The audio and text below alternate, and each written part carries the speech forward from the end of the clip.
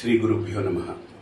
భారతదేశంలో ఉండే ఎన్నో నదులు, జీవనదులు, ప్రాణనదులు, ఉపనదులు ఇలా విస్తరించున్నటువంటి నదీమ తల్లి యొక్క ప్రవాహంలో మనందరం ప్రాణాన్ని పోసుకుంటూ జీవాధారమై మనందరికీ నిలబడ్డ ఆ నదిని మనం ఆరాధిస్తాము, దాన్ని పూజిస్తాము.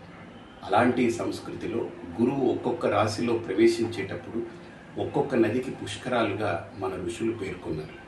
అందులో భాగంగా 2025 సంవత్సరం మే 15వ తేదీ నాడు గురువు మిథున రాశిలో ప్రవేశించడాన్ని సరస్వతీ నది పుష్కరాలుగా పేర్కొన్నారు.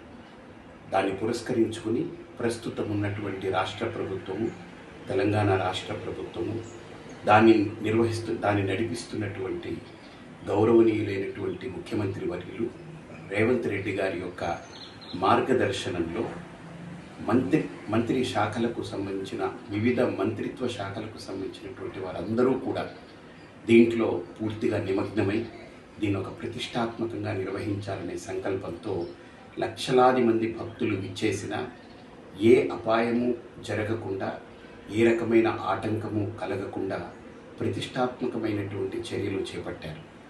దీన్ని మనందరం సద్వినియోగం చేసుకోవాలి. 16వ తేదీన నేను స్వయంగా రాష్ట్ర ప్రభుత్వం నుంచి విజ్ఞప్తి రావడం, నేను దాన్ని ఆమోదించి వెళుతున్నాను. 16వ తేదీ శుక్రవారం నాడు రెండవ రోజు, పుష్కరానికి రెండవ రోజు, ప్రసిద్ధమైన రోజుగా భావించి ఆ రోజు నదీమ తల్లి యొక్క అనుగ్రహాన్ని పొంది సరస్వతీ నది స్నానమాచరించి కాళేశ్వరుడి దర్శనం పొంది పూర్ణాహుతిని దర్శిద్దామని వెళ్తున్నాను. అందరం అక్కడ కలుద్దాం. ప్రతి ఒక్క భక్తుడు, భక్తురాలు సంయమనంతో, ఓర్పుతో, భక్తితో, శ్రద్ధతో ఒకరినొకరు తగలకుండా, ఏ రకమైనటువంటి అలజడి సృష్టించకుండా ప్రశాంతంగా భక్తితో వెళ్ళి పవిత్రమైన పుష్కర స్నానం ఆచరించి భగవత్ కృపకు పాత్రలు కావాలని ఆహ్వానిస్తున్నాను. స్వస్తి.